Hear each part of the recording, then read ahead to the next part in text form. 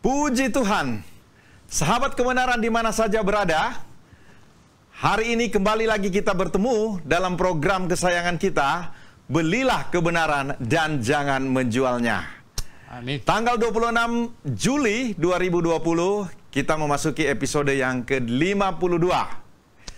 Hari ini pembahasan kita cukup spesial, dengan judul atau topik kita pada hari ini adalah keputusan yang menentukan kehidupan. Ada banyak pemirsa di rumah atau sahabat kebenaran yang ada banyak keputusan dalam kehidupan manusia. Salah memutuskan mengakibatkan efek kehidupan yang panjang. Nah, tapi kita berbicara pada hari ini adalah keputusan yang berhubungan dengan kebenaran dan keselamatan kita. Ya, tentu ada dua memang keputusan yang selalu ada dalam kehidupan manusia. Kehidupan yang berhubungan dengan duniawi, ya itu mungkin tidak berakibat fatal. Kalau salah memilih istri atau jodoh, ya sepanjang hidup saudara ada penderitaan. Nah, tetapi kalau salah memilih iman, salah memilih hal-hal yang berhubungan dengan keselamatan saudara, ini fatal. Hari ini kita akan mendengar dari narasumber kita seperti apa kita bersikap terhadap keputusan-keputusan yang berhubungan dengan keselamatan kita yang akan dibawakan oleh narasumber kita, tidak lain dan bukan Dr. Suhento Liau. Selamat sore, Pak. Selamat sore. Hari ini Bapak sehat? Sehat, puji Tuhan. Lockdown. Oke. Baik. Bagi saudara yang ingin berinteraksi, langsung silakan hubungi WA 0811 9222 313. Amin. Ya. Baik, saya tidak akan perpanjang lebar lagi. Kita akan berikan kesempatan kepada Bapak Dr. Suhento Liau untuk menjelaskannya. Oke. Silakan, Pak. Baik, ya sahabat kebenaran dimanapun Anda semuanya berada, dari Alkitab ya kita tahu bahwa manusia diberi kemampuan berpikir, kemudian diberi kehendak bebas, ya. Berarti manusia bisa berpikir dan kemudian manusia bisa mengambil keputusan.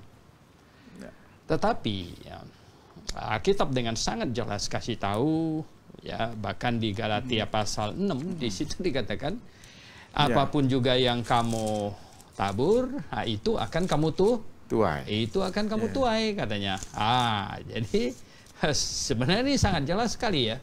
Katanya, ya, apa yang kamu tabur, ya, ayat 7, jangan sesat, katanya Galatia 6 ayat 7. Jangan sesat, ya. Allah tidak membiarkan dirinya dipermainkan, karena apa yang ditabur orang itu juga yang akan dituainya. Nah, sebenarnya dari konsep ini, ya, itu Calvinisme tidak mungkin bisa benar. Ya, yang berkata Allah sudah tetapkan segala sesuatu, ya termasuk keputusan kita juga sudah Allah tetapkan, bahkan Allah sudah menetapkan sampai ke segala macam kejahatan di bumi ini juga Allah sudah tetapkan. Ini impossible, ya. Karena ayat ini sudah jelas sekali berkata apa yang kamu tabur dan itu yang akan kamu tuai. Berarti Tuhan berikan kebebasan kepada manusia untuk bertindak, ya, untuk berpikir dan kemudian mengambil keputusan. Nah, Allah tahu nggak ini? Tahu, ya. Tetapi karena kehendak bebas dan hati yang bebas ini adalah Allah sendiri yang berikan punya, maka dia tidak mengoverrule. Dia tidak mengoverrule itu pilihan dan keputusan manusia itu. Nah, di Alkitab terlihat sekali, ya, terlebih yang Pak Fred sebut tadi itu adalah pemilihan atau keputusan yang menyangkut perkara rohani sebenarnya, yang berhubungan dengan Tuhan. Benar. Yang berhubungan dengan Tuhan, Nah, ya, Adam dan Hawa setelah bikin kesalahan, mereka ambil keputusan untuk makan itu buah, salah, tetapi kelihatannya mereka sudah menyesal. banyak orang tanya kepada saya apakah Adam dan Hawa masuk surga atau tidak. Kalau kita lihat dari banyak hal sebenarnya, kalau di kejadian awal itu, ya, nah sejak Tuhan kasih tahu bahwa Hawa akan melahirkan yang sanggup meremukkan kepala ular, itu secara simbolik ya akan mengalahkan iblis, begitu. Dengan Adam menamai istrinya Hawa, itu artinya ibu dari semua yang hidup. Itu sudah menandakan dia mempercayai janji Allah. Dan juga ya di pasal 4 Kejadian ayat 1 itu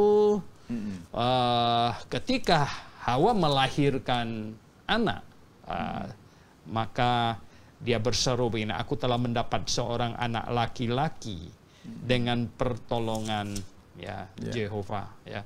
Dengan pertolongan. Ini dengan pertolongan ini tidak ada punya di bahasa aslinya. Jadi aku telah melahirkan seorang anak laki-laki, ya. Itu ya Jehovah. Ya, jadi dia melahirkan anak, dia percaya dia melahirkan juru selamat kelihatannya. Nah, kemudian tetapi Habel, ya, dari Habel dan Kain kelihatan sekali bahwa Habel mengambil keputusan untuk mencondongkan hatinya kepada Tuhan. Sementara Kain tidak. Nah, ini hal-hal demikian efeknya panjang sekali gitu kan. Sampai karena mereka manusia yang sangat awal, jadi efeknya kan ya. Nah, dan lagi pula sebenarnya kita tahu bahwa gini, keputusan kita tidak mempengaruhi yang di atas kita, terutama yang sudah meninggal, ya. Tidak mempengaruhi mereka. Tapi keputusan kita itu mempengaruhi ke bawah. Ya, saya meninggal, kakek saya sudah saya lahir, kakek saya sudah meninggal, gitu. Kakek dari pihak bapak saya, ya. Ya jelas saya tidak bisa berbuat apa-apa terhadap dia. Artinya apapun yang saya putuskan tidak berefek lagi. Tidak berefek sama sekali terhadap dia. Tapi semua yang saya putuskan itu berefek ke anak saya, cucu saya, semuanya. Benar. Ini ya. Jadi banyak orang enteng-enteng aja ambil keputusan gitu. Padahal ini keputusan kita harus sangat-sangat memahami itu, ya. Itu berefek bukan hanya untuk kita sekarang.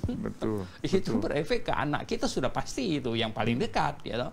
Tapi ke cucu kita dan seterusnya, gitu ya.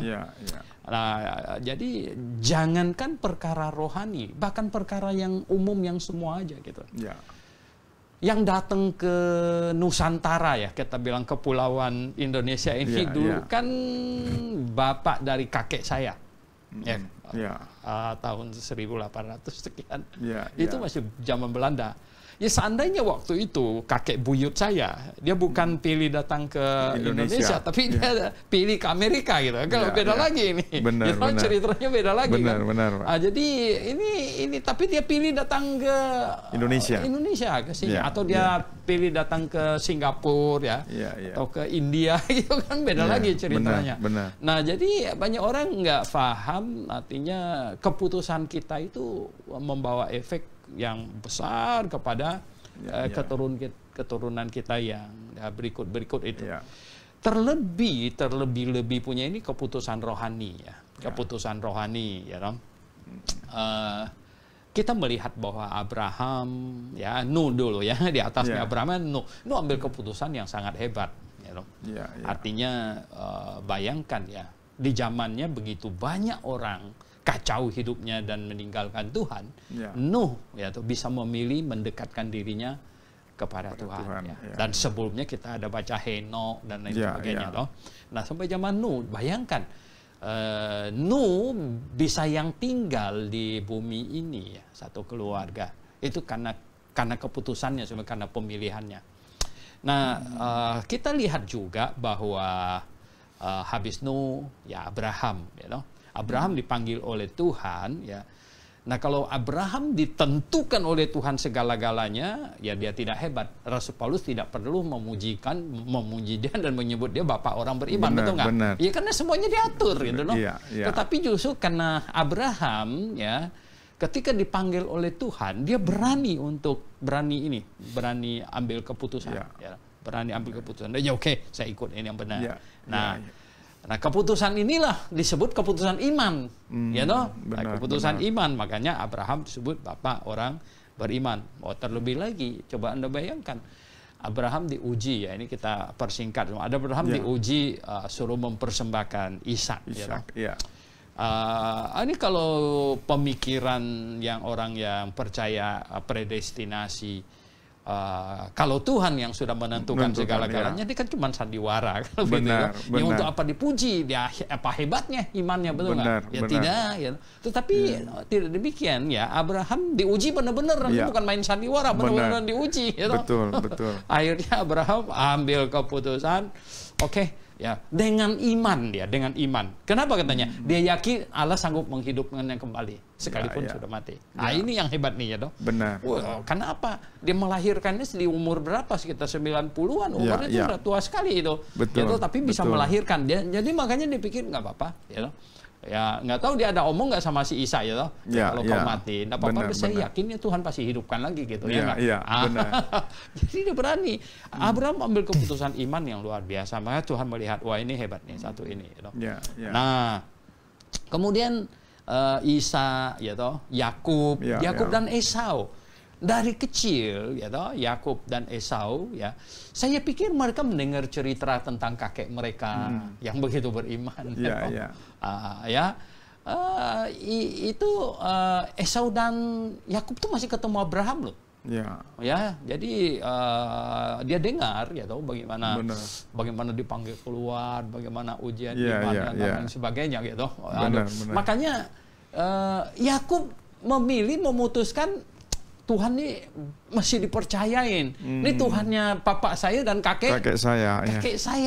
Jadi dia beriman, dan Tuhan katanya, Alkitab berkata bahwa sebelum lahir juga Tuhan sudah tahu. Ya, Tuhan tahu. Tuhan tahu. Tetapi Tuhan tahu kecondongan hatinya, bahwa dia condong perkara yang rohani ini. Sementara Esau dengar cerita kakeknya, cerita bapaknya, mungkin hahu-hahu dan anak kayak nggak begitu peduli begitu, Yang dia pikirkan cuman belum apa-apa dia udah kawin sama orang Kanaan yang bikin pusing bapaknya. Ini kan Ini anak nakal nih kelihatannya nih, kan? Ini anak nakal yang bapaknya bilang apa itu cewek nggak bagus, ya dia ambil sama dia. Aduh, pusing lah, belum juga itu lagi pusingnya, ya sukanya cuman main buru-buruan segala macam, Tetapi Yakub, Nah, ini kadang-kadang kita lihat, ketika anak-anak kita banyak, yang mana mencondongkan hatinya kemana, yang mana mencondongkan hatinya kemana, ini penting ini. Benar. Ya kan, makanya kita lihat, ini bahaya ini. Ini bisa membawa pengaruh yang panjang ini seumur hidup ini, seumur hidup kita dan anak cucu dan semuanya. Wow, kalau kita lihat ini dahsyat sekali sebenarnya. Nah, ini ada banyak sekali contoh di dalam Alkitab mengenai ini, orang mengambil keputusan, sekali mengambil keputusan itu dahsyat sekali. Ada satu peristiwa yang sekarang dirayakan oleh orang Yahudi disebut dengan ini, hari yang Mordekai sama Esther, hari Turim, itu yang orang Yahudi itu begini, oleh Haman pada waktu itu zamannya Persia hebat nih, Iran Persia itu Iran hebat waktu itu. Jadi Raja Ahasweros, dan Haman itu salah seorang menteri yang sangat dipercaya. Itu rupanya masih ini keturunan dari ini orang-orang yang dulu zaman Yosua mereka disembelih itu, artinya di bapak-bapaknya itu, Nah, itu Haman berencana nih orang Yahudi harus dibasmi habis, maka itu dia sudah merancang undang-undang, sehingga bisa habiskan pada tanggal sekian, itu orang Yahudi harus dihabiskan. Nah, waktu itu Mordekai mendengar rencana itu, wah sangat sedih. Dan kemudian minta ketemu sama Esther. Esther yang sekarang ada di istana gitu. Esther waktu itu sangat susah hati. Dia bilang, kasih tahu Mordekai, saya ini sudah sekian lama nggak dipanggil menghadap. Sudah sekian lama. Nah kalau saya berani-berani muncul sendiri ke sana, itu bisa berakibat fatal. Ya, artinya kalau raja tidak berkenan, saya akan hukumnya itu mati. Tapi Mordekai bilang, oke, terserah kamu. Ya. Jangan berpikir bahwa kamu bisa hidup. Kan kamu Yahudi juga. Ya loh? Artinya gini ya, kalau kami semua dibunuh, ya loh? Jangan berpikir kamu bisa sendirian kamu bertahan. Oh, tidak mungkin punya. Nah, Esther bilang apa? Tolong kasih tahu Mordekai, ya, suruh semua orang Yahudi puasa 3 hari 3 malam. Puasa 3 hari 3 malam. Dia juga puasa. Habis 3 hari 3 malam dia pergi menghadap. Ini keputusan. Ya kalau dia nggak berani pergi, istilahnya mempertaruhkan gitu. Ya, dan kita sudah bisa baca ceritanya di kitab Esther, ya, dan bagaimana hasilnya malah kebalikan, si Haman yang digantung di tiang yang dia siapkan mau gantung Mordekai. Itu ya. Nah, kita lihat nih keputusan ya. Ada banyak orang, banyak contoh di dalam Alkitab ya mengambil keputusan, dan salah mengambil keputusan maka akibatnya sangat fatal. Di dalam Alkitab ada ini ya, contoh lagi ini. Di dalam Alkitab ada Rut ya, Rut.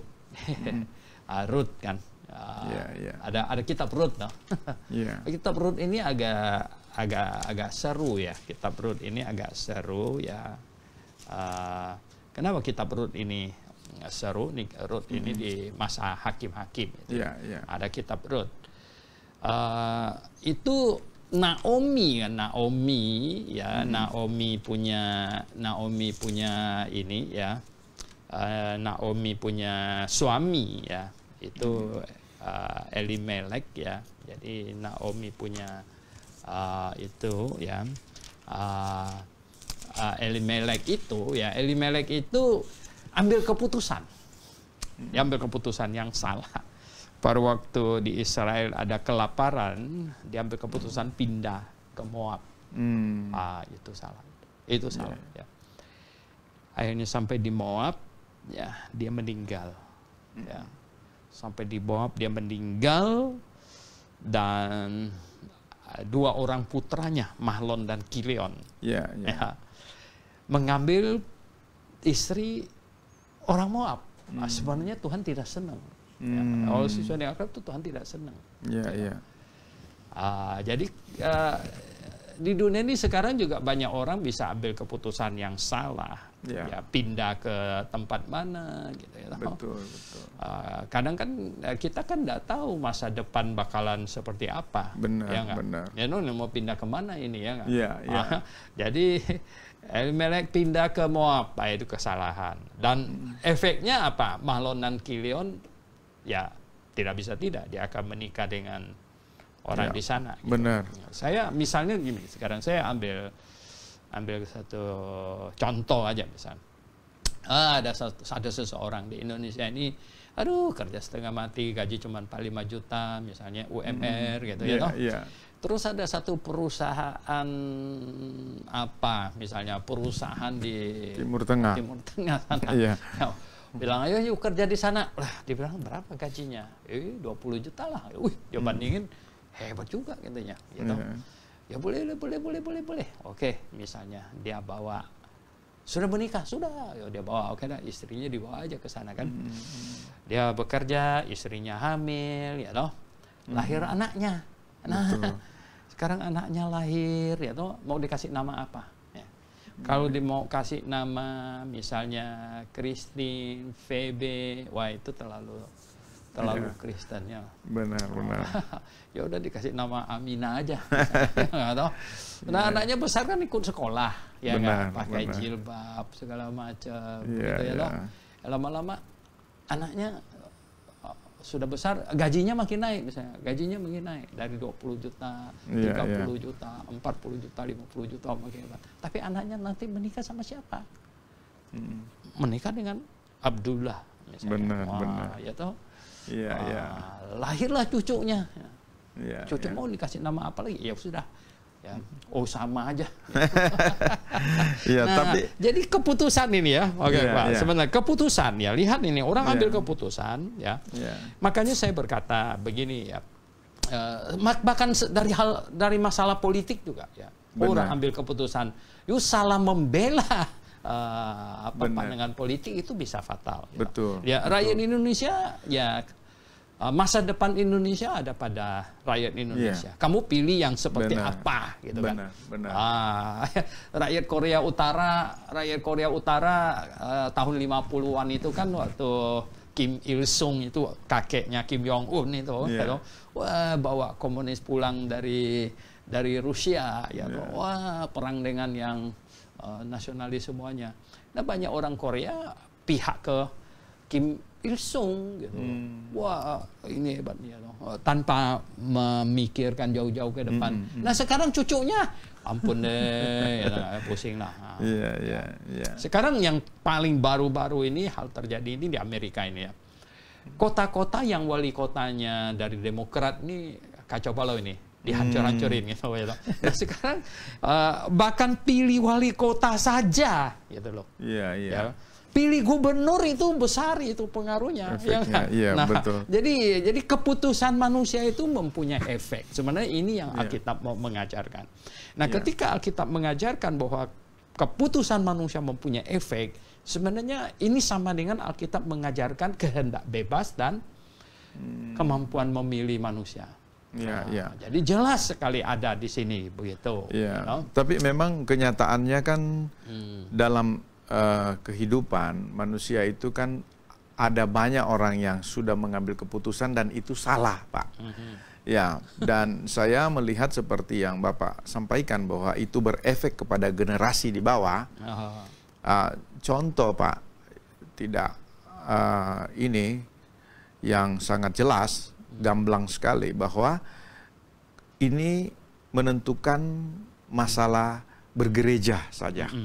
Iman. Betul. Itu orang tua saya lihat di situ memiliki peranan yang sangat besar. Betul. Nah, saya lihat ketika orang tuanya menggiring anak-anaknya memberikan satu contoh untuk mereka tetap pada gereja yang ini dan sementara gereja ini dalam tanda kutip tidak benar.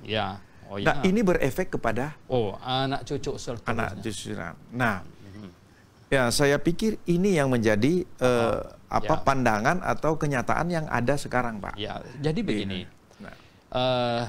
Pertama-tama, ya, ini masalah kerohanian. Pertama-tama kan Alkitab jelas sekali carilah dahulu akan kerajaan Allah dan kebenarannya. Ini ada nggak orang yang sungguh sekarang ya? Saya bilang begini.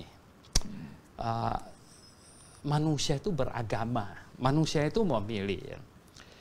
Manusia itu hati nuraninya itu ingin menyembah sesuatu. Makanya saking mau menyembahnya, tikus pun disembah. Ya kan?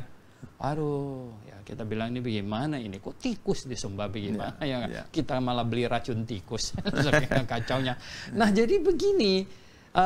Sekarang manusia harus memutuskan, memilih. Dia menyembah apa? Ya toh? Oke lah, di antara begitu banyak pilihan, katakanlah ada orang sekarang ketemu kekristenan.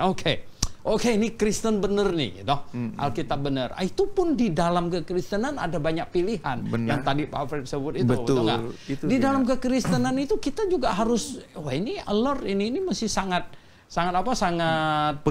peka dan sangat kritis gitu loh ya. Wah, ini saya harus memilih ya. Di dalam kekristenan kita harus memilih mana gereja yang benar. Nah, ini banyak orang tidak paham, dia nggak tahu bahwa Tuhan kasih kita tuh dua alat. Satu Alkitab di tangan kita, satu akal budi di kepala kita untuk kita berpikir, untuk kita menyocokkan mana yang benar gitu, yang sesuai dengan Alkitab. Nah, begitu banyak gereja sekarang hari ini ada di mana-mana. Saya bilang, ya toh. Semakin banyak pilihan, semakin sulit membuat keputusan. Ya, ya, tentu Bapak sebelum mengambil satu keputusan yang sekarang memang boleh dikatakan tepat, tapi sebelumnya kan sudah masuk di dalam satu situasi di mana ya puji Tuhan Bapak mengambil langkah keputusan yang tepat. Itu mungkin 30 tahun yang lalu, gitu kan. Nah, ini rahasianya atau kiatnya itu seperti apa sebenarnya nih Pak ini ya? Ya, sebenarnya itulah kadang-kadang manusia itu perlu diketok kepalanya. Dulu saya kan berbisnis dan pikirnya kepingin jadi orang kaya aja kalau ya tiba-tiba saya ya diketok Tuhan beberapa kali ya. Saya pernah hampir mati ya, di sini masih ada bekasnya ya, jatuh dari sepeda motor waktu muda ya. Saya pikir ini sudah mati gitu ya. Itu pingsan cukup banyak jam itu. Ya saya siuman itu sudah di rumah sakit sudah selesai jahit gitu ya. Nah, waktu itu masih belum sadar juga ya, masih tetap mau cari duit. Akhirnya Tuhan ketok saya ya, semua tabungan saya masih habis gitu. Wah, habis ya. Nah, dilarikan orang. Pada waktu itulah saya sama istri saya berkata begini, ya, kalau kita kejar-kejar uang ya toh bisa hilang juga ya tanpa kita sadar sekejap gitu ya. Nah, saya bilang bagaimana kalau kita melayani Tuhan saja sekarang ini. Untuk istri saya bilang oke, dia bilang ya saya ikut apa saja.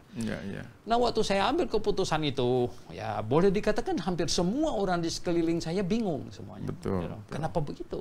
Ya udah saya bilang saya ambil keputusan ya untuk tinggalkan semuanya dan ya melayani Tuhan begitu ya. Dengan 2 orang anak, Stephen dan Andrew masih kecil sekali, kami pergi ke sekolah Alkitab begitu. Nah, banyak sekali keputusan-keputusan yang saya ambil, saya review kembali ya, makanya saya ingin membagikannya kepada Bapak Ibu Saudara sekalian gitu.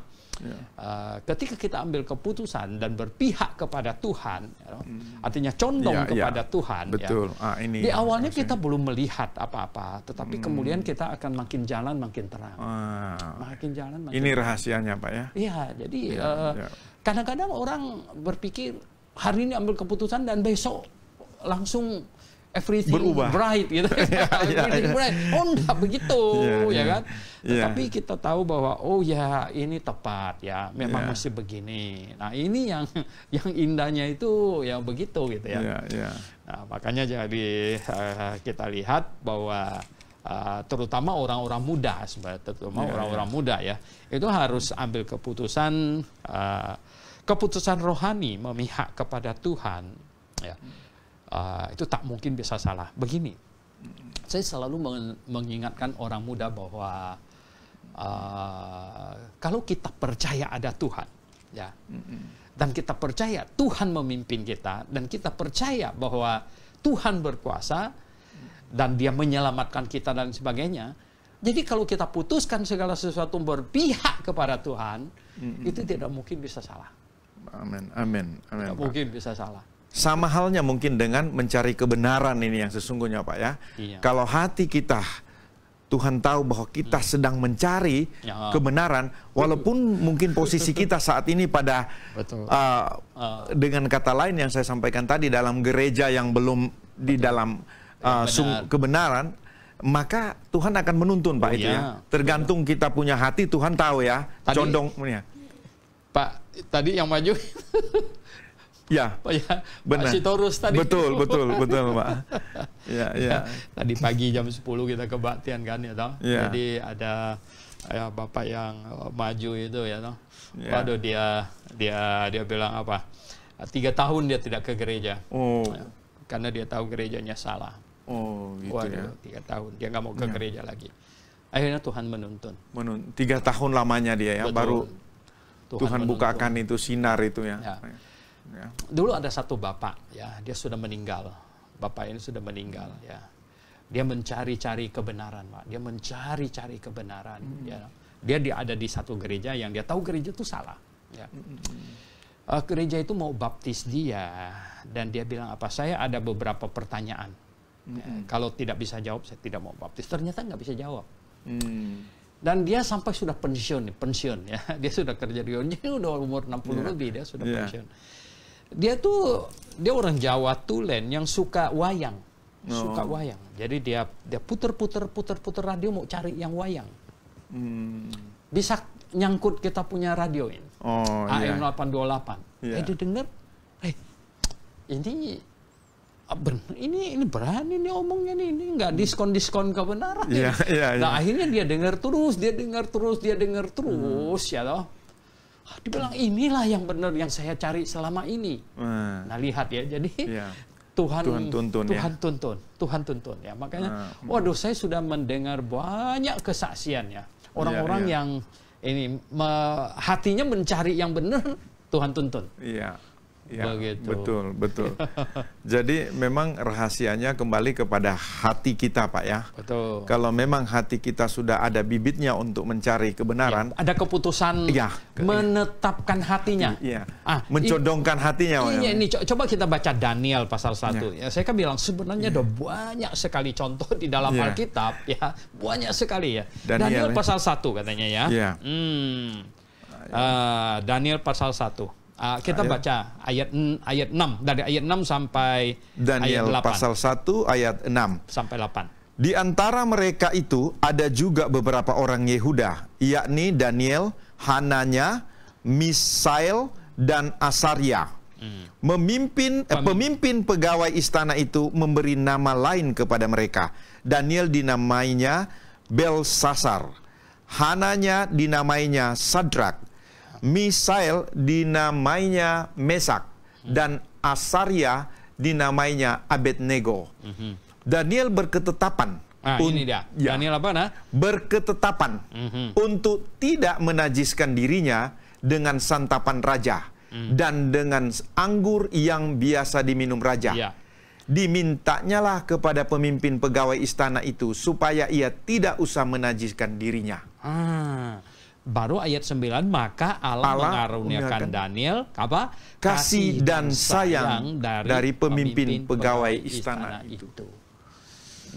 Kalau saya bilang ya, Calvinisme itu ngawurnya bukan main. Kalau bilang bahwa segala sesuatu ditetapkan, bahwa keputusan Daniel ini pun ditetapkan. Kalau sudah Allah yang tetapkan, ngapain dia jadi bagus, betul nggak? Maksudnya apa keputusan ini apa ya?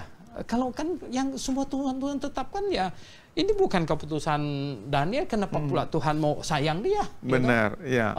Tapi ini jelas begini ya, ini orang muda yang sangat baik ya. Ini orang muda yang sangat baik, yang ditangkap sama Nebukadnezar Babel waktu itu ditangkap ya, dan dibawa ke istana di sana. Dan kelihatannya mereka ini cerdas-cerdas, mungkin tes IQ-nya bagus. Tes IQ udah pada bagus. Nah, akhirnya mereka dipekerjakan di istana gitu. Dipekerjakan di istana ini. Mungkin kalau zaman sekarang ini jago IT. Dipekerjakan di istana. Benar. Nah di istana itu ternyata harus menikmati ini apa makanannya, hebat-hebat waktu itu, hebat-hebat. Dagingnya pasti yang the best.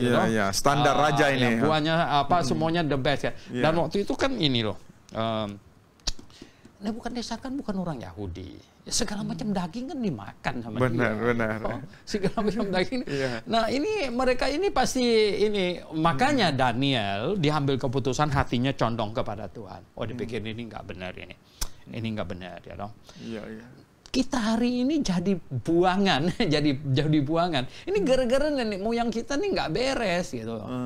Nah sekarang nggak bisa ini. Jadi Daniel berketetapan. Artinya apa? Mengambil sebuah keputusan di dalam hati loh, berketetapan.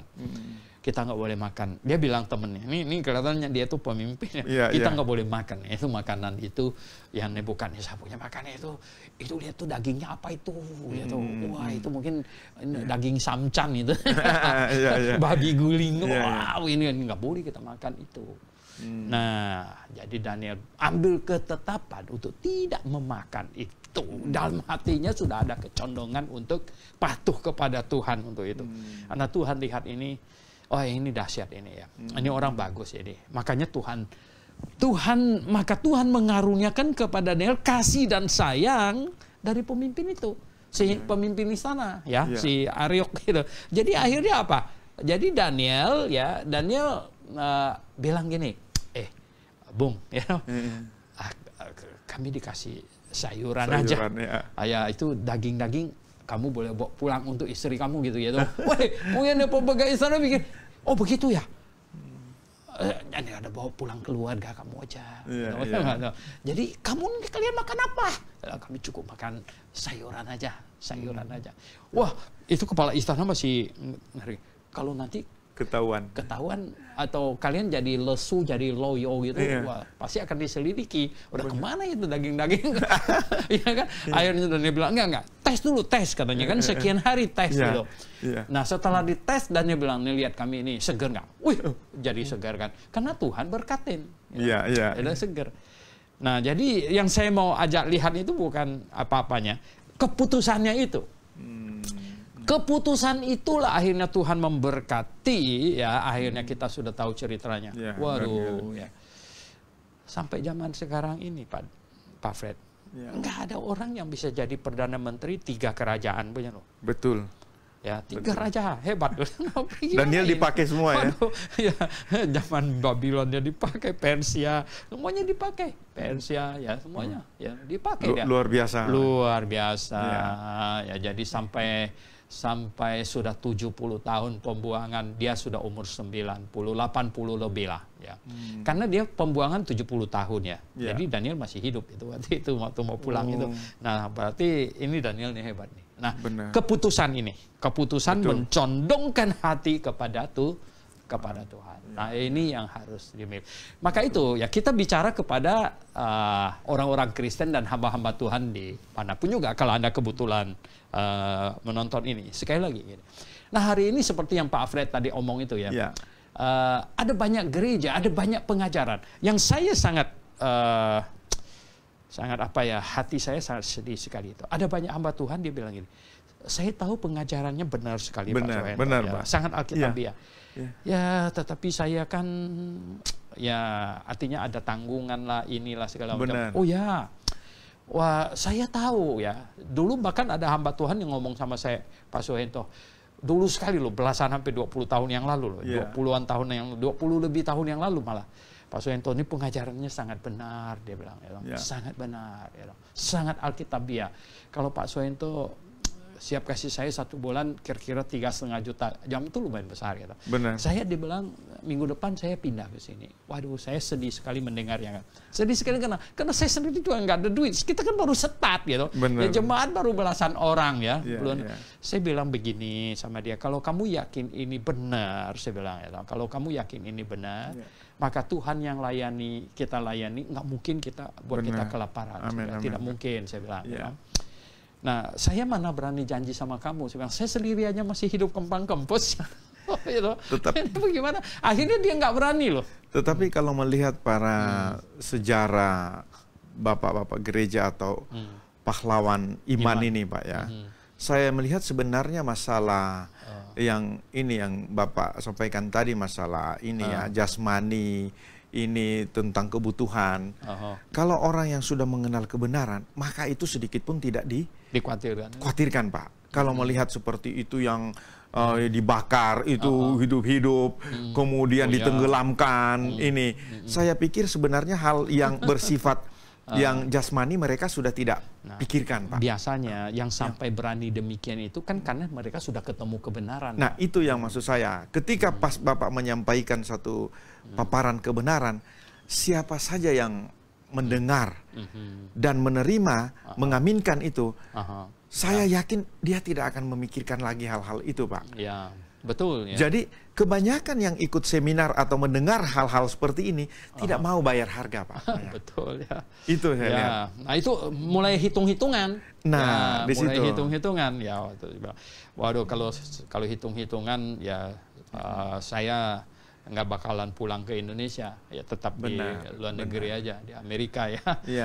Tapi nggak bisa, melayani Tuhan ya, kita berjuang ya, dan satu keyakinan bahwa ya akan susah, betul ya, akan susah. Tapi begini, kalau kita mengalami kesusahan, kita berjalan di bayang-bayang maut sekalipun, tapi kalau tongkatmu dan gadamu, itu yang menyertai, nggak usah khawatir.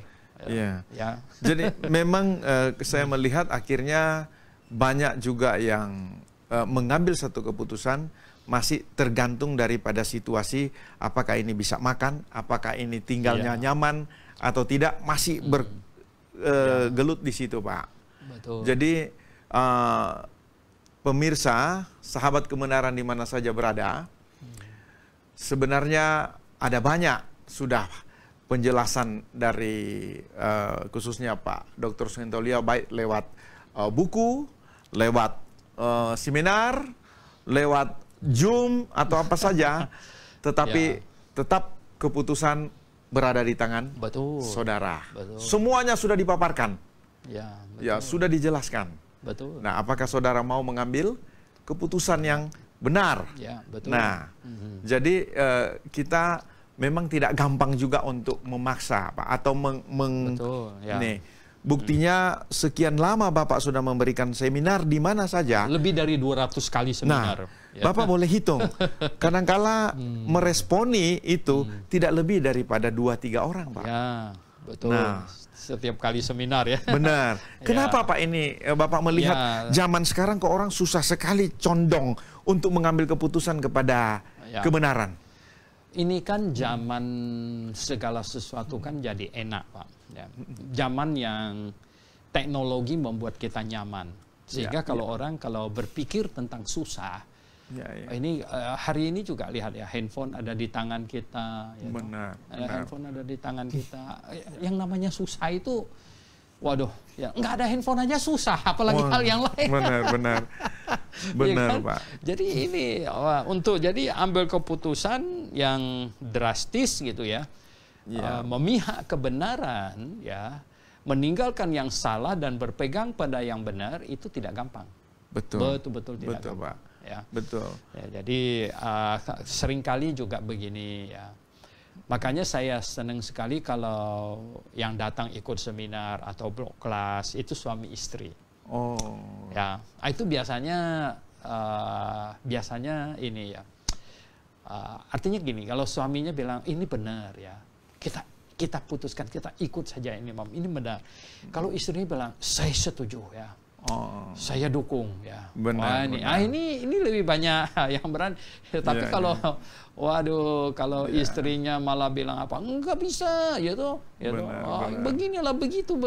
Wah, hati suaminya udah separuhnya udah hilang itu kan. Udah repot sekali. Makanya kalau suami istri datang, Pak Fred, kita lihat ini ada harapan ada harapan lebih besar. Dia memihak pada kebenaran gitu. Tapi cerita tadi Daniel 4 orang ini, Pak ya. Betul. Ini luar biasa karena kalau mau dilihat ketika mereka disuruh menyembah patung yang dibuat 3 orang itu. 3 orang itu, mereka tetap tidak mau.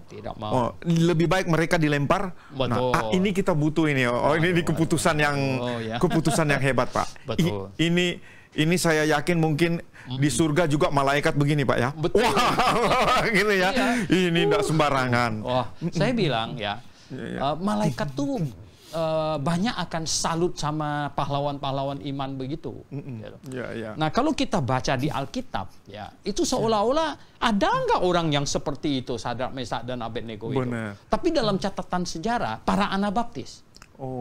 Para Anabaptis itu begitu ya. Mereka itu, waduh. Ya, Felix Mann itu ya. Felix Mann, Blow Roach, itu ya.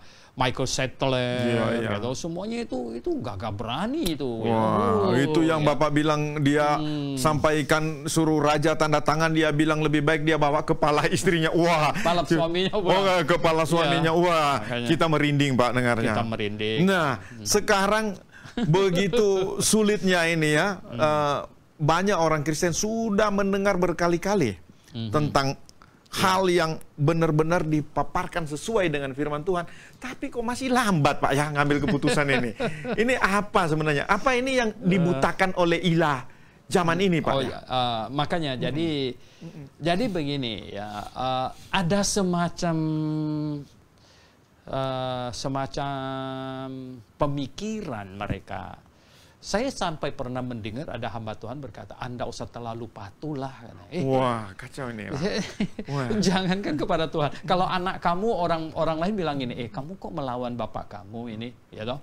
Terus dia bilang apa? Enggak usah terlalu patuh lah, gitu ya toh. Waduh, gimana ya? Iya, wah, ini sama Tuhan dibilang enggak usah terlalu patuh. Padahal misalnya, dia bilang apa? Yang penting kan masalah keselamatannya sudah oke. Jadi dia tuh berpikir gini, saya masuk surga sudah secure nih, masuk surga pasti nih.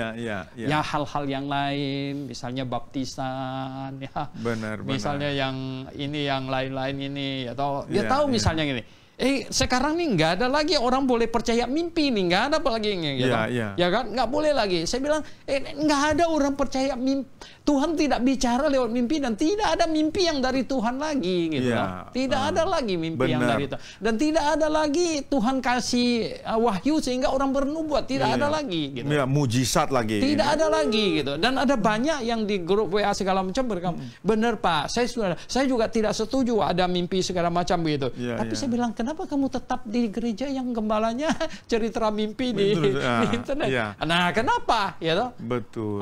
Lalu kenapa kamu masih di gereja yang dia punya pendetanya bernubuat katanya si Anu akan jadi presiden, malah nggak jadi menteri, malah jadi menteri misalnya begitu. Kenapa tidak langsung meninggalkan? Betul. Seharusnya itu sudah langsung tahu, wah ini salah ini, saya sudah salah di posisi yang salah kan gitu. Seharusnya berhenti dan putar haluan Pak ya. Putar haluan, apapun mungkin berat, resikonya mungkin berat sekali gitu. Tidak seberat seperti Michael Sattler Pak mereka. Sampai dibunuh ya. Saya sampai ditenggelamkan juga ya Pak ya. Nah, si itu. Banyak orang Kristen sudah baca bukunya John Bunyan. Iya. John Bunyan itu bukunya yang terkenal sekali kan Perjalanan Seorang Musafir. Perjalanan Seorang Musafir. Judul aslinya itu kan Pilgrim Progress. Pilgrim Progress. Nah, banyak orang tidak tahu bahwa buku itu ditulis di penjara. Dan di penjara di mana? Bukan penjara negara komunis itu, bukan di penjara negara agama lain gitu yang itu di penjara di Inggris. Itu yang penjarakan itu Kristen gitu loh. Cuman John Bunyan bilang apa? Udah, saya pokoknya pada kebenaran, pegang kebenaran, dibujuk supaya ini kan suruh tanda tangan, kalau tidak mau tetap dalam penjara. 12 tahun dia nggak mau teken, tidak mau khotbah bahwa baptisan bayi itu salah gitu. 12 tahun dia nggak mau teken. Waduh, ini dia kita bilang, wah yang macam begini yang Pak Fred bilang apa, malaikat di surga yang apa? Hormat ini Pak. Ini berani mengambil keputusan yang tapi efeknya besar Pak ya? Benar, besar sekali keputusan besar. Mungkin ada. Pemirsa di mana saja berada, sahabat kebenaran, sebentar lagi kita akan melayani tanya jawab. Silakan Anda siapkan. Namun kita rehat sebentar, istirahat sebentar, dan silakan.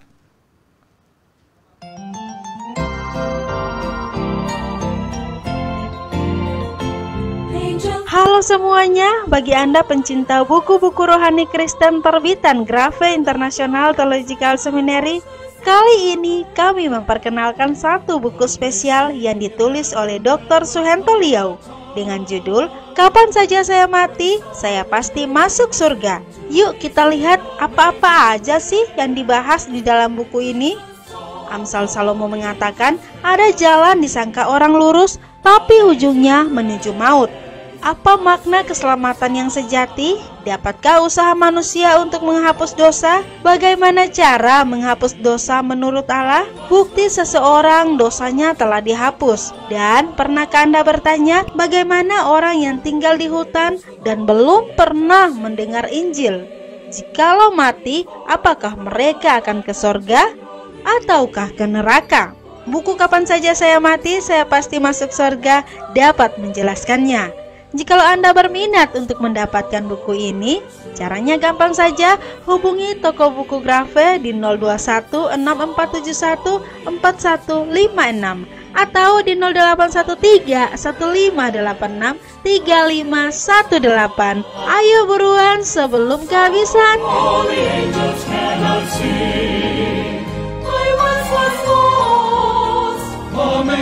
grace, but now I'm found, now I'm found.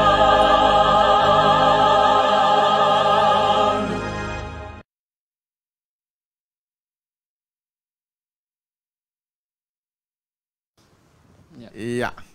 Sahabat kebenaran di mana saja berada, kita kembali lagi pada program Belilah Kebenaran dan Jangan Menjualnya.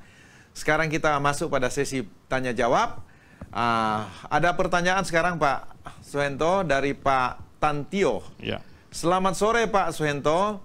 Saya mau tanya, kita tahu ada beberapa orang yang tinggal di pedalaman yang tidak pernah mendengarkan Injil sama sekali. Apakah bisa kita salahkan bahwa ini salah leluhurnya karena tidak mengambil keputusan yang tepat untuk menerima Injil? Seperti contohnya negara Jepang, apakah Tuhan tidak mengasihani mereka? Terima kasih. Ya. Jadi keputusan leluhurnya untuk pindah kemana tinggal dan lain sebagainya, bukan saja yang leluhur, yang zaman sekarang ini saja, zaman ini juga. Ya. Benar. Ketika kamu putuskan, ya boleh saja hari ini juga, ya toh, seperti yang saya cerita tadi itu, gara-gara mau gajinya lebih tinggi, pindah aja ke Timur Tengah di sana dan lihat apa jadinya, gitu ya. Mungkin ada yang mau digaji sama Kim Jong Un 1 bulan 100 juta, ya boleh pindah ke Korea Utara, lihat nanti anaknya akan jadi apa, gitu kan. Nah jadi begini ya. Akhirnya Tuhan sudah menyelesaikan Injil. Tuhan menyelesaikan Injil dengan sangat ini ya. Tidak ada jalan lain untuk menyelamatkan manusia yang berdosa. Tuhan Yesus sudah berdoa di Taman Getsemani. Tidak ada. Seandainya cawan ini bisa berlalu, biarlah. Ya, tapi kehendakmu yang jadi tidak ada. Jadi Tuhan Yesus sudah datang dan dikorbankan mati di atas kayu salib untuk menanggung dosa seisi dunia. Ini sudah. Nah sekarang berita ini harus diberitakan. Ya. Maka itu sekarang kalau orang sampai tidak mendengar Injil, ya kesalahannya itu ada dua. Ya.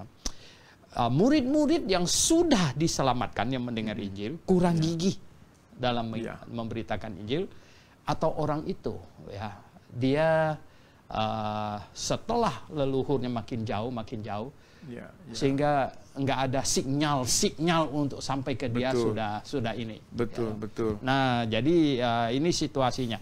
Nah mungkin ada orang langsung bertanya, bagaimana dengan mereka yang hidup sebelum ada Yesus? Sebenarnya Injil itu kan dari Adam. Benar. Jadi dari Adam ya sampai kepada zaman Musa, semua ayah itu mestinya tahu. Ya. Jadi ayah itu tiang penopang dan dasar kebenaran. Ayah itu tahu. Nah, contohnya si Ayub ya. Ayub itu sebenarnya satu zaman dengan Abraham. Ya, ini bisa itu ya. Dan ada banyak ya. Mertuanya Musa ya, Musa Jitro ya, dia adalah seorang imam. Tidak dikatakan ya imam yang pagan yang penyembah berhala loh. Dia imam yang benar gitu. Jadi ternyata masih ada banyak begitu. Cuman kalau kamu ini ya meninggalkan Tuhan dan makin sesat, makin jauh, ya anak cucu kamu berefek. Ya kan? Anak cucu kamu berefek gitu. Nah, kemudian dari Tuhan sudah selesai Injilnya sedemikian rupa, selesai semua itu hanya tinggal diberitakan. Jadi kalau ada orang tidak dengar Injil, cuman ada dua. Dianya dari entah sejak keturunan keberapa begitu sudah menentang Tuhan, ya toh? Menentang dan akhirnya tidak bisa dijangkau dengan Injil, atau anak-anak Tuhan, murid Tuhan yang ngerti Injil lalai ya, tidak serius di dalam memberitakan Injil. Cuman itu. Nah, tidak benar yang diajarkan oleh Calvinis bahwa orang sudah ditetapkan berapa masuk surga, berapa ini kan. Itu tidak benar ya. Maunya Tuhan, Injil diberitakan seluas mungkin ya. Seluas mungkin. Karena apa? Ya, ketika Injil itu diberitakan, itulah cara Tuhan mengetuk hati orang dan cara Tuhan menarik orang, memanggil orang. Dengan apa? Dengan berita Injil. Itu. Ya, seperti Bapak sampaikan tadi lah. Ini kembali keputusan yang dari awal ini, Pak. Ya. Jadi pengaruhnya itu efeknya panjang sekali. Ya. Mungkin saja waktu menentukan negara Jepang yang yang pertama memberikan keputusan ini tidak condong hatinya mencari Tuhan, ya sampai sekarang akhirnya efeknya begitu. Betul sekali. Di situ mereka kan larinya makin jauh dan makin jauh dari tiang penopang dan kebenaran. Itu berarti kembali lagi keputusan awal ini, Pak. Betul. Artinya gini, satu keputusan bisa berefek ke berpuluh generasi loh. Itu dia. Berabad-abad lagi, Pak. Ya, berabad-abad sampai ribu tahun. Kita lanjut, Pak. Ya, Pak Jemi, selamat sore Dr. Suhentolia. Mohon dibantu jawab beberapa pertanyaan saya. Apabila Yudas Iskariot memutuskan untuk tidak menjual Tuhan Yesus, apakah Yesus akan tetap ditangkap dan disalibkan? Oke, nomor satu dulu. Ya. Sebenarnya Alkitab tidak pernah menuliskan bahwa orang yang namanya Yudas akan menjual Yesus, dan Alkitab pun bahkan tidak menuliskan Yesus akan dijual kalau tidak ada yang menggenapi. Banyak orang tidak mengetahui ini. Begini ya, di Perjanjian Lama itu nubuatan itu dibuat dibuat ada kemungkinan begini, ada kemungkinan begitu. Jadi nubuatnya itu demikian. Nah, saya kasih contohnya begini malah, sehingga kelompok liberal ketika mereka membaca kitab Yesaya pasal 7 ayat 14 Yesaya pasal 7 ayat 14 misalnya ini itu kalau mereka membaca Yesaya 7 ayat 14 mengenai Immanuel itu mengenai Immanuel Yesaya 7 ayat 14 mengenai Immanuel sehingga ini teolog liberal berkata yang nama Immanuel itu anaknya Yesaya. Kenapa pula dia bilang itu bisa ditafsirkan sampai ke Yesus yang 700 tahun kemudian. Nah, maka itu jadi begini nubuatan tentang Immanuel ini memang istri Yesaya, dia bilang perempuan muda itu istri Yesaya dan Immanuel itu adalah anaknya Yesaya. Teolog liberal berargumentasi. Tapi kita bilang itu bisa benar, dan Tuhan sekali bicara untuk sekarang dan untuk nanti. Jadi untuk sekarang juga benar, untuk nanti juga benar. Tapi kalau tidak digenapkan yang nanti, ini juga tidak ada pengaruh. Memang bicara untuk sekarang kok. Begitu. Nah, sama dengan yang masalah jual Yesus itu, kan ada di kitab Zakaria. Nah, Zakaria, coba lihat di Zakaria pasal 11 itu. Di Zakaria pasal 11, dia ada, ini sebenarnya cerita jual beli domba. Jadi gini Yesaya Zakaria 11 ayat 10. Aku mengambil tongkatku kemurahan lalu mematahkannya. Ini si Zakarianya mematahkannya katanya untuk membatalkan perjanjian yang telah kuikat dengan segala bangsa. Jadi dibatalkanlah perjanjian pada hari itu. Maka tahulah pedagang-pedagang domba yang sedang mengamat-ngamati aku. Ini kalau Nabi ke pasar segala macam itu orang tuh ngamatin ini, mungkin ada nubuatan apa yang mau dia katakan bahwa itu adalah firman Tuhan gitu loh. Lalu aku berkata kepada mereka, jika itu kamu anggap baik, berilah upahku, dan jika tidak, biarkanlah. Maka mereka membayar upahku dengan menimbang 30 uang perak. Tetapi firman Tuhan dan seterusnya. Dan kalau tidak ada Yudas yang menjual Tuhan Yesus dengan 30 keping uang perak, ini apa masalahnya? Ya kan? Ini apa masalahnya? Enggak ada masalahnya. Jadi Yudas tidak terjebak, dia harus menjual Tuhan Yesus. Sama sekali tidak ada. Tidak dinubuatkan Yudas untuk menjual Tidak, apalagi orangnya. Nggak ada. Terus kenapa ini jatuh di Yudas, Pak? Makanya Yudas ambil keputusan dirinya sendiri. Itu juga satu keputusan. Berarti Tuhan tahu hatinya, Pak dia tinggal Tuhan ikuti aja. Malah Tuhan Yesus kasih roti, izinkan iblis, udah lakukan saja apa yang kamu mau lakukan begitu. Sudah dikasih izin betul. Begitu. Nah, jadi apabila Yudas Iskariot memutuskan untuk tidak menjual Tuhan Yesus, apakah Yesus akan tetap ditangkap dan disalibkan? Ya pasti. Karena kalau Yudas tidak dijual, Yesus tidak dijual Yudas, malah diterima oleh orang Yahudi sebagai Mesias, yang tangkap dia itu Roma. Jadi Romawi akan tangkap dia dan dia akan tetap disalibkan gitu. Baik. Nah, cuman ceritanya sedikit beda. Pertanyaan terakhir, Pak. Pada Yohanes 9 ayat 1 sampai 3 menceritakan orang buta dari lahir. Yang Tuhan katakan bukan karena keputusan atau dosa orang tua maupun dosa orang buta tersebut, tetapi pekerjaan Allah harus dinyatakan kepadanya. Apakah artinya dosa manusia tidak berefek kepada keturunannya dalam hal kelemahan tubuh, namun memang adalah kehendak Allah untuk orang tersebut? Sebenarnya begini ya. Mungkin orang buta ini ya, dia lahir buta bukan karena orang tuanya sengaja mau menggugurkan dia segala macam, kan berarti ini kesalahan orang tua. Betul, ya, betul. Tetapi oleh satu dan yang lain hal ya, karena kecacatan itu bisa terjadi seperti ada virus ya, pada saat hamil ya. Pada saat hamil ada virus, ada macam-macam penyemanggan, bisa lahir ya, buta, bisa lahir bisu dan lain sebagainya. Tapi maksud Tuhan tuh bilang begini, bahwa kecatatannya bukan salah dia, juga bukan salah orang tuanya, tetapi Betul. Tuhan mau supaya ada kemuliaannya dinyatakan, pekerjaan dinyatakan. Ya sama sebenarnya tuh begini. Ini adalah sebuah pengajaran begini ya.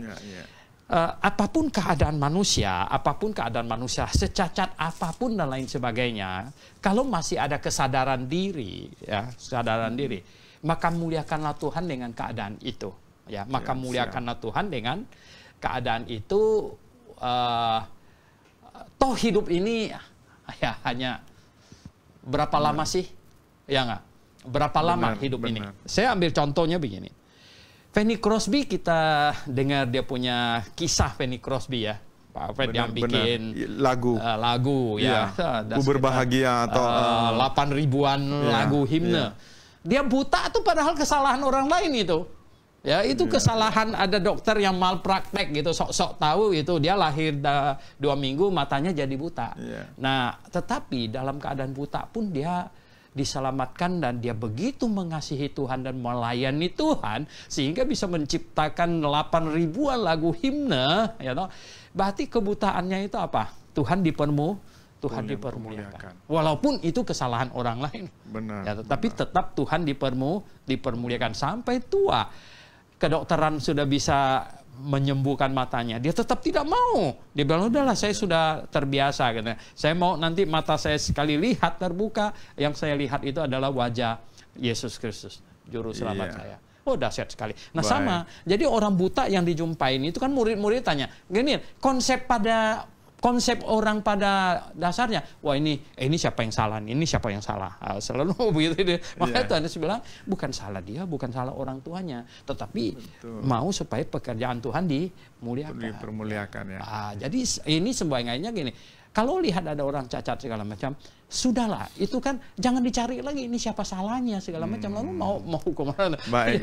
Tetapi konsentrasi supaya apa? Dalam kecacatan itu Tuhanlah dipermuliakan. Iya. Toh hidup ini cuma sekian puluh tahun ya toh. Benar. Nanti akan kembali menikmati tubuh yang sempurna gitu. Oke, sahabat kebenaran di mana saja berada, demikianlah penjelasan dari Dr. Suhento Liau tentang pengambilan keputusan yang tepat dalam hidup kita itu akan berakibat baik pada generasi berikutnya. Tapi pengambilan keputusan yang salah juga akan berakibat yang buruk pada generasi yang sesudah kita.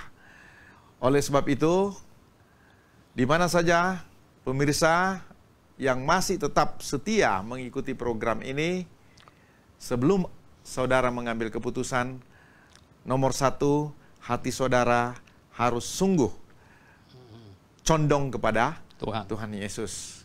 Karena Tuhan akan menolong, membantu saudara supaya tidak salah mengambil keputusan. Keputusan apapun, mungkin keputusan sederhana, tapi yang paling penting adalah keputusan bagaimana berhubungan dengan Tuhan dan kebenaran. Ya, kalau Anda sudah nyaman di satu gereja, tapi ternyata ada banyak kesalahan atau sesat dengan kata lain, segera ambil keputusan, tinggalkan gereja tersebut. Harus berani. Pahlawan-pahlawan iman yang banyak kita tahu, mereka siap mati untuk kebenaran. Demikianlah program kita hari ini, dan sebelum kita mengakhiri acara kita, ada statement terakhir dari pembicara kita. Silakan, Pak. Iya. Jadi Bapak Ibu yang saya kasih dalam Tuhan, ya, Alkitab dengan sangat jelas memberikan statement maupun contoh bahwa keputusan manusia itu betul-betul membawa efek, ya, membawa efek. Membawa efek bukan hanya untuk dirinya saat itu, membawa efek kepada keturunan yang berikut-berikut. Dan berapa banyak keturunan berikut yang terefek, itu nggak bisa dihitung. Berapa dahsyatnya, ya toh? Nah, seperti yang tadi salah satu pertanyaan bahwa kalau orangnya sampai memutuskan pergi ke satu pulau, masuk ke dalam hutan, ya anak cucunya akan memenuhi pulau itu. Dan Injil tidak pernah sampai ke situ. Siapa yang salah kalau sudah begitu? Ya toh? Benar. Nah, jadi ini keputusan. Oleh sebab itu, Bapak Ibu yang saya kasih dalam Tuhan, kita nggak perlu sibuk-sibuk lagi mikirkan banyak hal keputusan orang lain. Yang penting keputusan kamu. Ya toh? Benar. Ya, Benar, Pak. Ya keputusan orang lain sudah kita nggak bisa lagi apa-apa kan. Ya toh, keputusan leluhur kita, ya udah kita nggak bisa. Saya minta diulangi aja supaya saya jangan lahir di pulau ini, misalnya saya dilahirkan di mana, di New York aja. No, ya toh, bukan itu.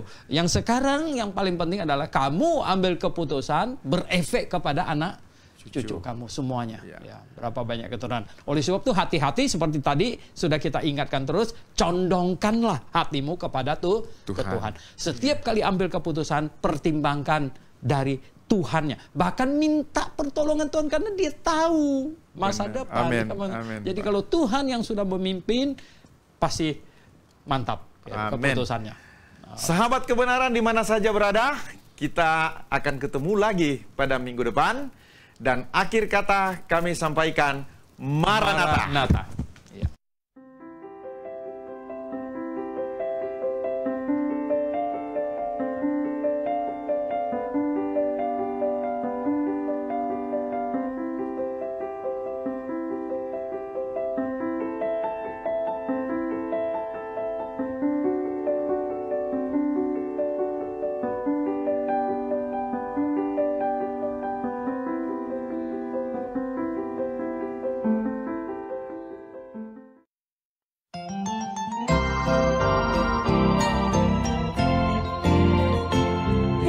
Halo semuanya, bagi Anda pencinta buku-buku rohani Kristen terbitan Grafe International Theological Seminary, kali ini kami memperkenalkan satu buku spesial yang ditulis oleh Dr. Suhento Liau dengan judul Kapan Saja Saya Mati, Saya Pasti Masuk Surga. Yuk kita lihat apa-apa aja sih yang dibahas di dalam buku ini.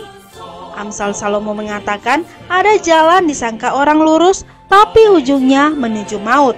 Apa makna keselamatan yang sejati? Dapatkah usaha manusia untuk menghapus dosa? Bagaimana cara menghapus dosa menurut Allah? Bukti seseorang dosanya telah dihapus. Dan pernahkah Anda bertanya, bagaimana orang yang tinggal di hutan dan belum pernah mendengar Injil?